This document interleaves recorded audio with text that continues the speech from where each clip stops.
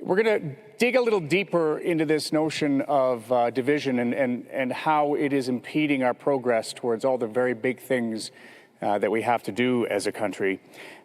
Somebody who has thought a lot about this is joining us now from London, England. His name is John Yates.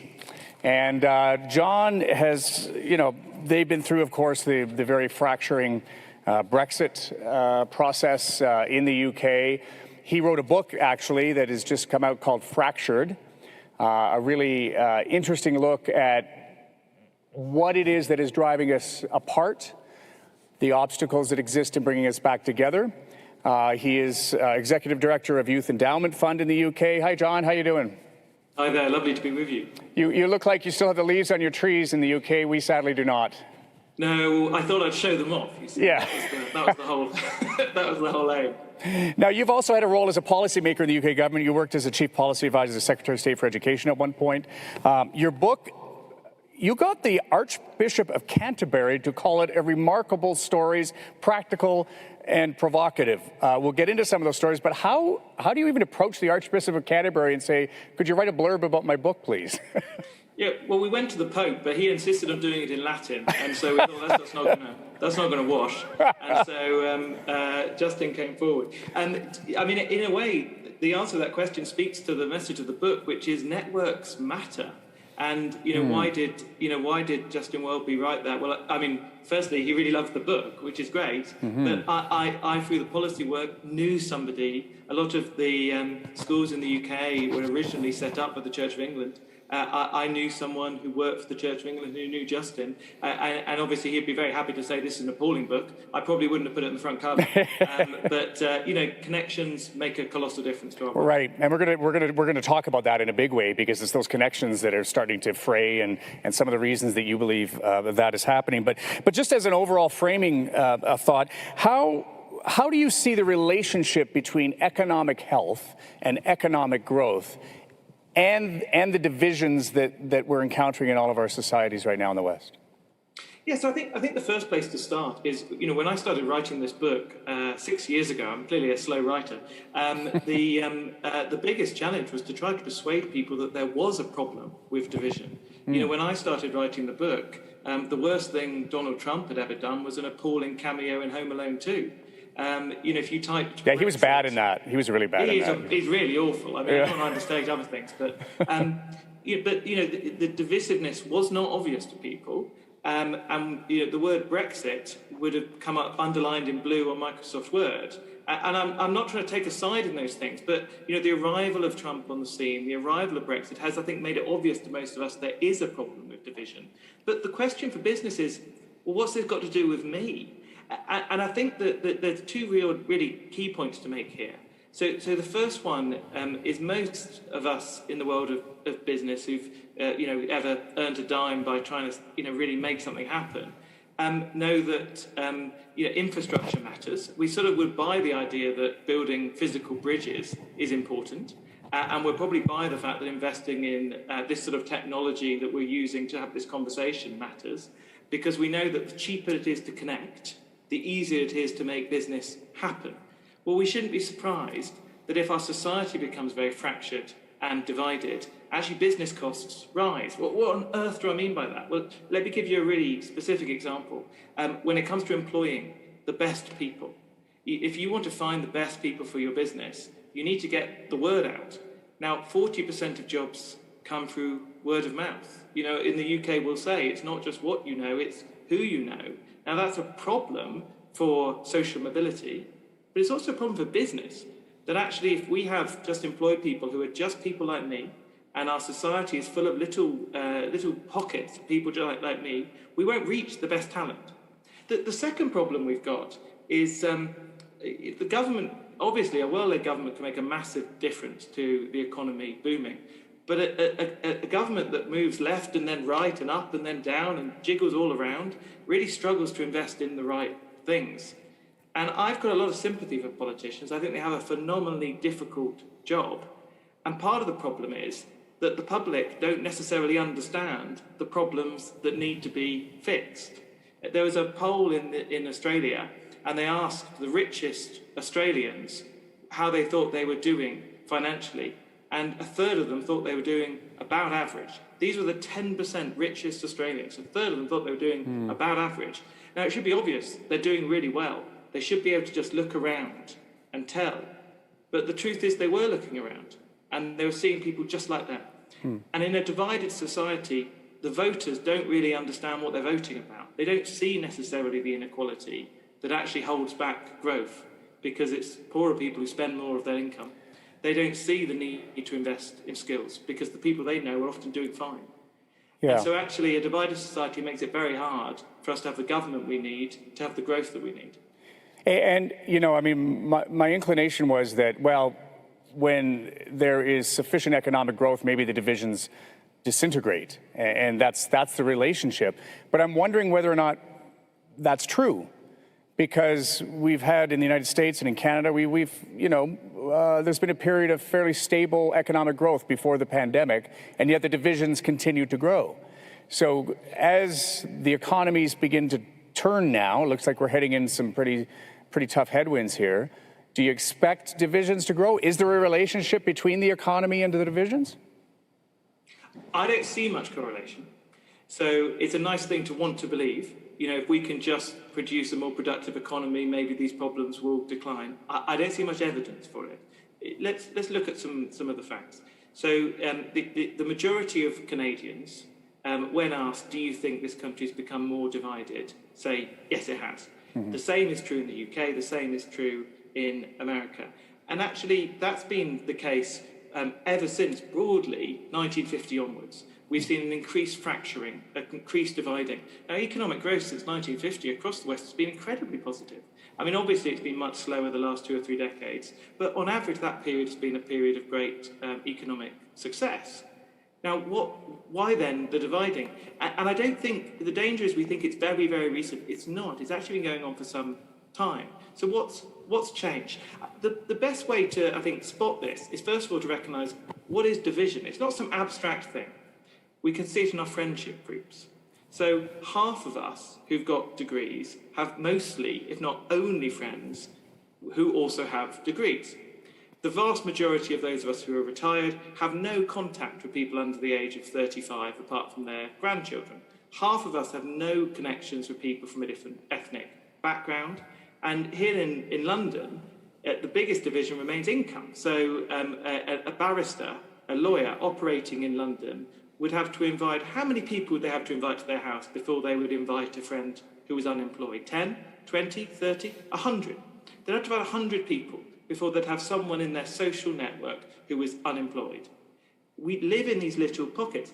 And actually what's happened is that we've lost a lot of the things that used to connect us together. If we go back to, my parents, or particularly more of my grandparents' generation, it was a poorer society, and a number of things were much worse.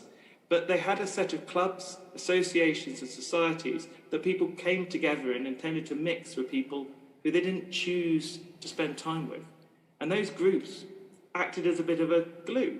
They weren't perfect, but they had a sort of real importance in society.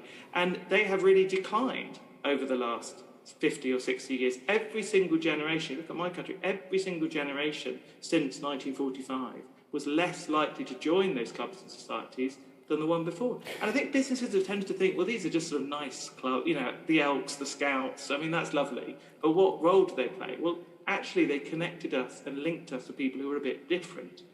And that built trust. That built understanding. That gave people access to those legs up that they really needed.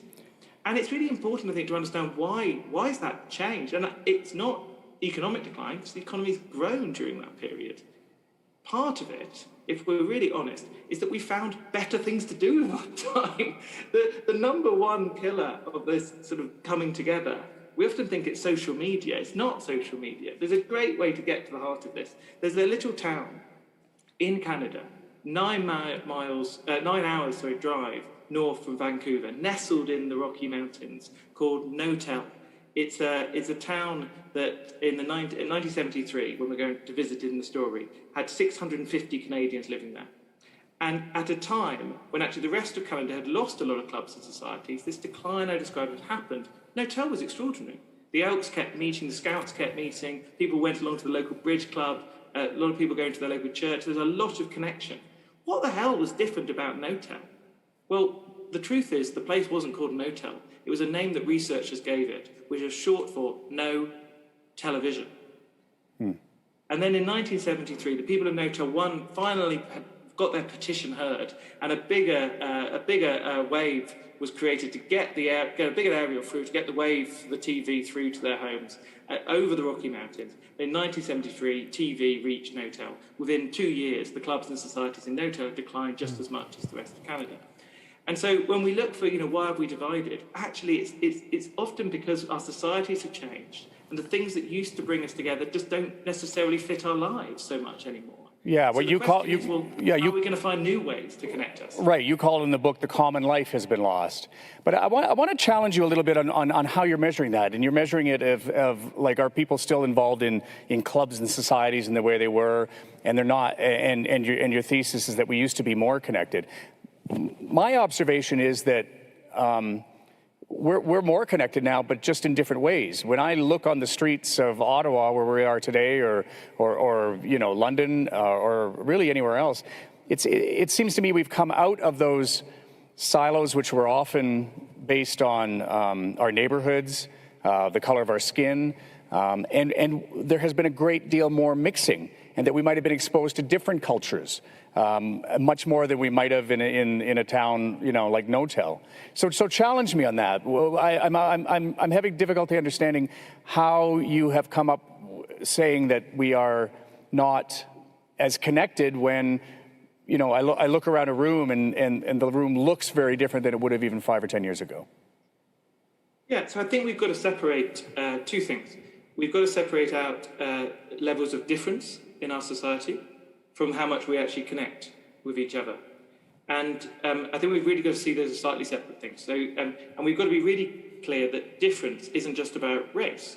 So our societies have become much more diverse by race, but they've also become much more diverse by income. So they've become less equal. So there's a greater number of people down the bottom and at the top. They've also become more diverse by age. At least in the UK and the US, this is very clear that we've got a growth in the number of children being born over the last, it's slowed a little recently, but over the last couple of decades. And we've got a significant ageing population, so we're spreading out in age. We've also become more diverse actually by education level. So when my mother went to university, she was one of the first women to go to university, only women in her class to go to university. I mean, she is now 85. She's a bit older than maybe other people may be. Now in the UK, about 40% of children go to university. So we've got a group of society who go to university with degrees and a group that doesn't. We have these quite big differences in our society. Now, I don't see that as bad or good. I just see that as worth noticing. Now, the question is, in a society where we have a little amount of difference, you don't need lots of connection because people are kind of quite similar. So they sort of assume that people are kind of like that. And that doesn't lead you too far astray. But in a society that's much more diverse, we've got to take that opportunity much more boldly. We've got to create much more space to connect. And actually, I think the opposite has occurred. So what we'll notice, for example, in my country, an increasing amount of people marrying across ethnic lines, which is great, hugely to be celebrated. Within living memory, a black person in the UK couldn't rent a room. Within living memory, of course, in the US, a black man couldn't marry a white woman. This is colossal progress, and much more needs to be done. We're halfway there, much more to do. But I think the danger is we notice the increase in the connection, but it's not keeping up with the amount of difference that there is in our society. And the key thing is this. The truth is that we have a small bias towards people who remind us of ourselves. There's a brilliant example of this. In the 1950s, a man called Francis Evans decided to follow salespeople as they went up and down the United States, knocking on doors, selling life insurance. My first job was door-to-door sales. Tough gig. And what Francis Evans found is that salespeople were more likely to make a sale if the person buying it was likely to vote the same way that they were. They were more likely to make a sale if the person buying it earned the same amount of money as they did. They were more likely to make a sale if the person buying it was the same height as they were. Now, what Francis Evans discovered has been replicated in about 39,000 studies since. And researchers call it homophily, a preference for someone like me. I just call it people like me syndrome. And in some ways, that's fine. I love the West Wing and I support Middlesbrough Football Club. Now, not everyone should have to hear me talk about those things. And it's probably good that I spend some time with people who love those things. But actually, societies are stronger where we have some common life, some places where I'm thrown together with people who are not all just like me. And that's what we're losing. And it's not just clubs and societies, it's also schools. I think Canada's been actually much stronger on this than the UK, and there's much we could learn from you about being aware that school choice is great in some ways, but problematic in other ways. And what we've seen in the UK is an increasing amount of people who are pretty well off sending their children to the same schools. And yet we know that it's the connections that those poorer children need. And that's not because parents aren't good people. They love their children. They want the best for their children. But we do have this slight bias, this slight anxiety about things that are different. And I think if we don't recognise that, we don't then take the opportunity to work out how to address it. And then we don't only, it seems to me like as we increasingly online, in our online lives and in our real lives, associate only with people like ourselves, when you look at, I've just lost my train of thought. Does that ever happen to you? Oh, constantly. Yeah. Endlessly, ceaselessly. Right, but I mean, what strikes me is that when you have people, what's happening at exactly the same time is we're getting massive amounts of disruption. These people who are living with people like themselves are disrupting, my institution. They're disrupting academia. They're disrupting politics. There's massive amounts of disruption. Is there a relationship between the selfless lives or the selfish lives that we say we tend to be leading and this need to sort of disrupt the institutions that used to bring us together? Yeah, I think it's hugely linked. And, this desire to be around people who are minded ourselves, it's not mean, it's not nasty, it's a slight anxiety. It's that experience of going to an event or a party and you don't know anyone. And you're worried that certain people might, when you turn up to talk to them, might go, what are you doing here? So you look for the people who you think are least likely to reject you. And you bias towards the people who remind you of yourself. It's not some evil thing, but it does have this knock-on effect. But it's really troubling for our politics, because what happens is, if you're surrounded by people who think the same way that you do, it becomes very easy to talk in your language to demonize the other. I say in the book that the solution to our politics isn't talking about politics more. Because what happens is those of us, who might find ourselves, on one particular side of the argument politically, tend to think that the other side are either evil or idiots. But when you get people together and you get them mixing, doing things together, you find that people tend to come away going, wow, I've got more in common with those people than I thought. I'll give you one very sort of specific example. I grew up in a very religious family. My father was a vicar. I don't think I had I grew up in a part of the country that was very much like you described the world maybe 40, 50 years ago, or the West. The place I grew up in was very non-ethnically mixed, very non-diverse. It wasn't until I was in my sort of early 20s that I made a friend who was a Muslim. And I and Jawad were thrown together to do a project together, to work on something together. And I see Jawad as a dear friend. We were doing an event on the book very recently. But the key was, Jawad and I don't think Jawad had a friend who was Christian before. The key was, it wasn't that we delighted in each other's differences. We realised how much we had in common. But it was through doing something together. And actually, schools are great. Workplaces, though, are marvellous. There's almost no better place to connect people together than a workplace. Because people have a common cause. In the best workplaces. In the worst, the common cause is how much they hate the boss. But, they have a common cause, a commonality, and they're in the same space. And you don't get to choose that much once you're in a workplace who you work with. So what can we do? Well, actually, there's lots you can do if you're leading a business or leading an organisation. And the number one thing, which actually helps you, I think, anyway, is to try and create an environment where politics, office politics, is as diminished as possible. Why? Because it's when we're anxious. You talked a bit about it's bad economy, bad for division. So let me give a bit of ground on that point. It's when we're anxious that people like me syndrome starts to rise more. We start to get a bit more, hang on, I need to beat people, or better cling to people who are going to accept me. The more we can make people feel at ease and welcome in their place of work, and that doesn't mean low standards, it's high standards, but low ego. It creates an environment where people can connect and they can form those sort of relationships. And it sounds like a small thing, but actually our workplaces are often one of the few remaining places where these connections can easily happen. Well, one of my favorite parts of your book is actually your epilogue, where you talk about small things that can be accomplished. Most of them seem to be associated with sort of individual behavior, but one of them is, think well, assume the best, accept others' points of view, be honest, make peace with awkward moments, change your habits, help out, join something, be a good neighbor, open up your workplace, as you mentioned, especially if you're a manager. So is it just, because we're all having this feeling that this age of division is preventing us from doing the necessary big things. Is it just incumbent upon us individually to try to be better people and that will address the problem, or do you have other solutions?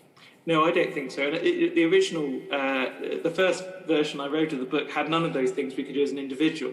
And I looked at it, and my publisher looked at it, and we thought, God, this is a bit depressing. There are things we can do. So let's be honest about there are things we can do. But it's a bit like climate change. Sure, there are things we can do as individuals. Turn the thermostat down, put a jumper on, try and buy your energy from someone who's using renewables. There are things you can do. But it's naive to think that's going to solve a problem as big as the division that's roiled the West. And what I argue in the book is we need to be honest about why we're divided. And as I say, the core reason is we tend to have this small, very small bias towards people who are minded to ourselves. And great societies have created common lives, institutions that connect us with people we didn't choose to spend time with. And that was true when we were foragers, and we used to come together in rituals, and I talk about some of those rituals and the power they have in the book. That was true when we were nearly all farmers, and we came together through religion and through rites of passage and through feast days. The average English person in the 15th century spent 1 in every 5 days in a feast day. That's because this stuff mattered. It's also true when we were factory workers, and we came together through clubs, societies, schools, and workplaces. So the main challenge of the book is first, government needs to act. And I argue in the book that government has seen this sort of stuff, togetherness, this sort of wishy-washy niceness, and it's personal responsibility, we should be nice to each other. And I think that's incredibly naive. And actually a responsible government would say, where are the spaces that we're going to bring people together? If you look at a country, I think we can learn so much from some of these East Asian tigers. If we look at Singapore, we don't want to copy their political system. But one of the things they did is they recognised how diverse that country was when it was first born, and they created common life experiences. They said, actually, if we're going to have some form of national service, we're going to use it to connect people together. If we're going to provide housing to people, we're going to use it in a way we connect, actually think about where people are living. If we're going to have schooling, we're going to use it to connect people. And we shouldn't literally copy Singapore. But I actually think the government should be serious about saying, where are the spaces that we require citizens to spend some time together? Now that immediately sounds, that's craziness. What is this madness? But what I mean by that is, we're going to force our children to spend 14 years in education. Why not require them to spend 1 month with children from all sorts of different schools and all sorts of different backgrounds doing some community work? If many of us are going to start families, and we're going to get some sort of support in that, and some sort of financial support, as most of the West provides, why not also require us to do something with parents from different backgrounds across town we didn't choose to learn about how best to support our children as they come into the world? If we're going to be supported when we retire, why not also be required, if we want that support, to get involved a little in the community as we start to retire? So those are 3 new institutions that I would encourage governments around the world to think seriously about introducing. Now, that's me saying, yes, there's stuff we can do as individuals. But if I'm right in saying, actually, we have this small bias, as I say, all academics come to broadly the same conclusion on that. And if I'm right that we have lost those common life experiences, then we would be naive just to wait and hope that something new turns up to connect us. And I think we'd be especially naive if we think the internet's going to magically do it. That was the general view of the original inventors of the internet. It will connect us together and it will be wonderful. I think the truth has been the opposite, that actually people like me syndrome has played in and our divisions have become more powerful. Doesn't mean there's lots of good in it. I love being able to order food and get it. Lots of good in the internet. I love Wikipedia. I'm not trying to say a curse on all houses, but we've got to recognise the problems and take them seriously. I love that idea of national service, and it comes up quite often. Is there? I mean, you mentioned Singapore, but are there other good examples of where a country in a leadership that insists on a period of national service is less divisive? Well, I think I'll give an example just here in the UK. So, we had a government that was committed to saying, look, we're not going to mandate people to do military service, but we're going to say that every child should be given the opportunity, and I would love it to be mandatory, but given the opportunity to spend 4 weeks spending time with people who are different, other children, and serving their community. So it was called National Citizen Service. So you can see the sort of idea behind it. And what they found was exactly what I argue in the book, that not only did children who went on it, and they were 16, 17, love it, I mean, it had a higher net promoter score than an Apple product. I mean, people loved going on this thing. But what you found is their levels of trust rose. Now, the danger, I think, is, and this is a really important thing that I think businesses can miss, is that we get very focused on, I want children to learn literacy and numeracy and teamwork and communication and leadership. I agree with all of that. But trust is really important. That actually, if you're trying to do business, you're trying to recruit, if you're trying to operate, if you're trying to sign contracts, those of us who have worked in the developing world where trust is often quite low know that there's no greater tax on business than low trust. And so actually the power of that, that 1 month institution, which was actually genuinely chose to raise trust levels, I think is a really good example. And France are now copying it. And so you're starting to see something happen. Yeah, the problem is that the politics thrives on division. It's how they raise money in our country, in your country. They're kind of always stoking the wedge issue to make sure that they can fund their next campaign. I mean, other than campaign finance reform, are the current institutions capable of reform, or are there new institutions and new political parties that are more likely to succeed in turning their backs on the way that they've been largely raising money, and that's off of division? Well, I mean, I'm going to agree with you, first of all. I think the way that financing of political parties happens is a problem. As you said, I worked for a politician who was responsible for the education system here in the UK. And my experience of seeing policy being made was it was 90% an attempt to try and work out what's going to work, and 10% how is it going to play? How's it going to play with this group of people? Well, hang on a second. Someone needs to meet with this person because think about the donation that was recently given. We won't make any policy moves, but the meeting should happen.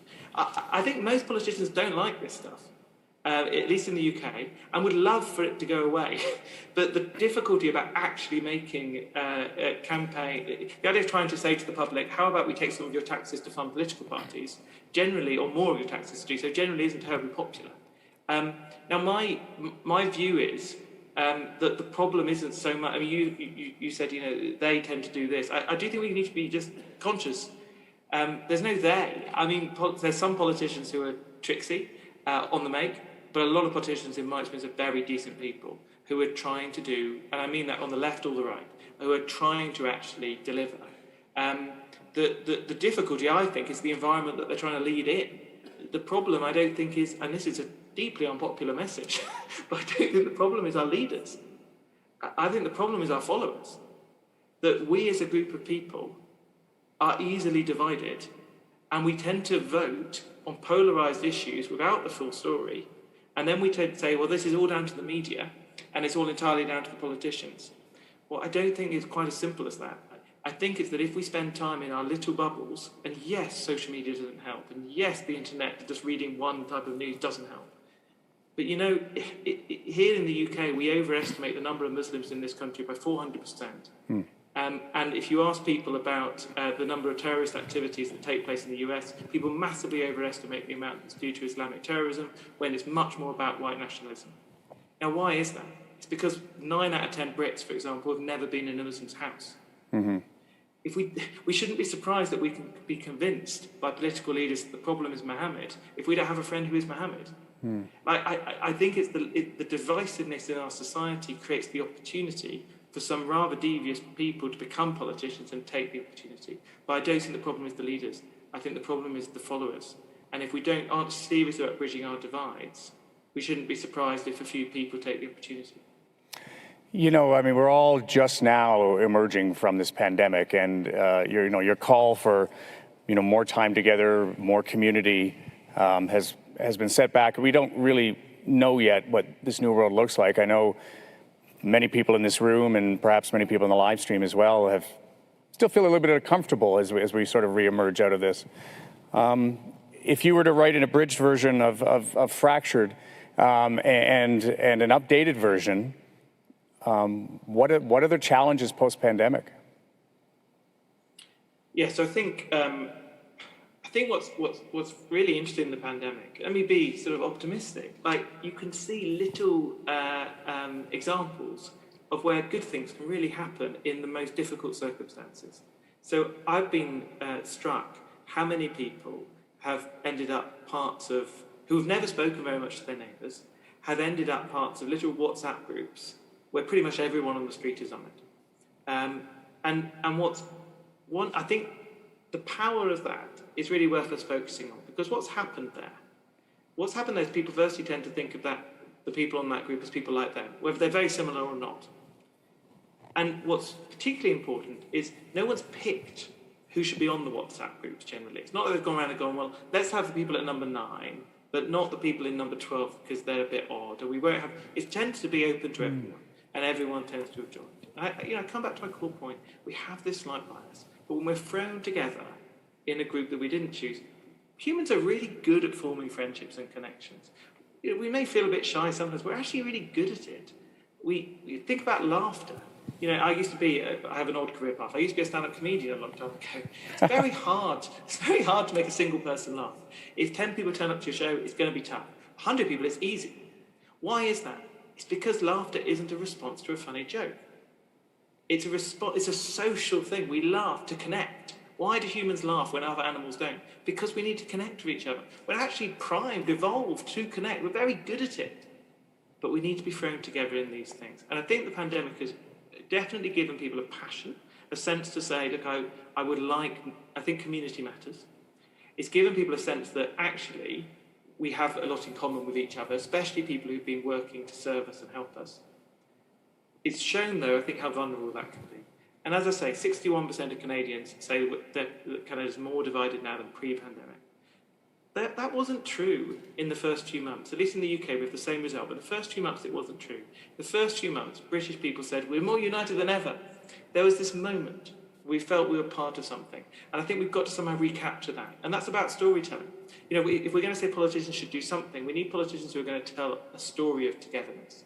That this country's at its best when it comes together. And obviously Canada has as an outsider, Canada has a marvellous story to tell about its ability to operate I apologise for my appalling French, I haven't even tried today. I do deeply apologise. It's got to be better than mine.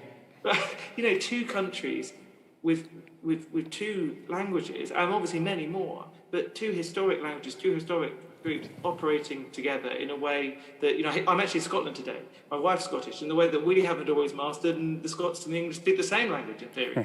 So I think there's a lot of positive that Canada can bring to the world about how it's done that. But we need to be serious that actually it's not just about nice words. It's about finding spaces that connect people together. It's about, dare I say, building a coalition for a better future? That's not a bad phrase at all. Someone should come up with that. All right, that's great. Thank you very much, John Yates. It was a real pleasure talking to you. And I love your enthusiasm, and I love your optimism. And your book, Fractured, is a terrific read. Thanks so much for your time. Thanks so much for having me. Lovely to be with you. All right, take care now. Bye-bye.